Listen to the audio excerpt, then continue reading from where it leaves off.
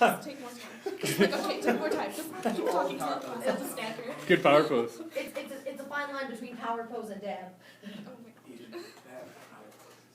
Okay, Yeah. Okay. So on October 27th, the new season of Stranger Things came out.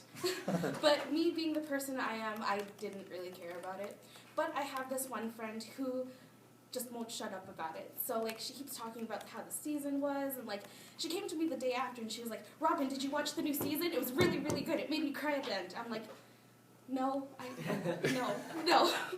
And she ended up watching the entire season the night it was released. So she came to me the next, like, completely, like, sleep deprived, and, like, she was, like, not functioning perfectly. So, like, I'm pretty sure it's safe to say that she's a fangirl or a fanatic of Stranger Things. But people can define, like, fanatics or fangirls as, like, someone who just obsesses over something, or someone who will carve Belieber in their arm.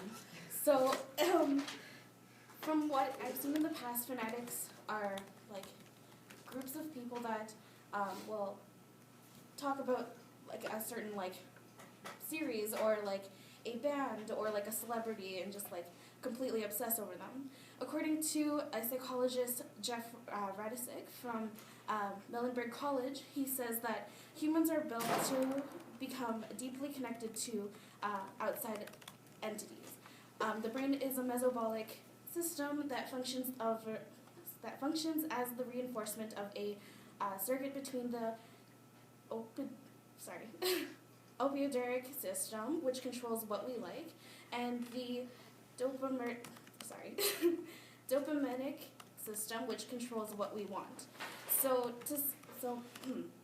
say like we want like a specific type of food, like say like a donut, like a Boston cream. You're gonna want a Boston cream every single time that you go to like Tim Hortons. But when a fanatic ends up liking something, like a band, they're going to want to listen to the music all the time, and then they're going to want them to be, like, they want to be noticed by them. Like, they want to, like, contact them over, like, social media. It's like, I'm your fan, like, listen to me kind of thing.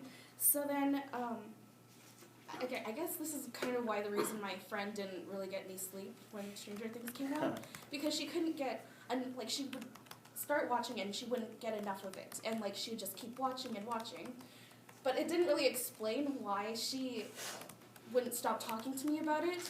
So I remembered in the One Direction documentary that I watched a couple years ago when I was a fanatic myself, there was a short clip about why fangirls would like obsess over like One Direction and like listening to their songs.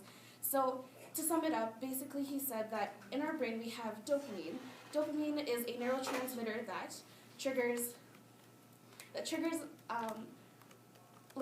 our senses to be like happy and excited. So like dopamine's released after sex, and like when you're at a party if you're an extrovert, or when you're alone at home if you're an introvert. So so dopamine is basically like what can cause people to be drug addicts as well. So that's a thing. And I'm not saying that like my friend is like a drug addict to like Stranger Things, the producers are the drug dealers and whatnot. But I would like to say that if you want to fangirl to me, I totally understand. And yeah, thank you.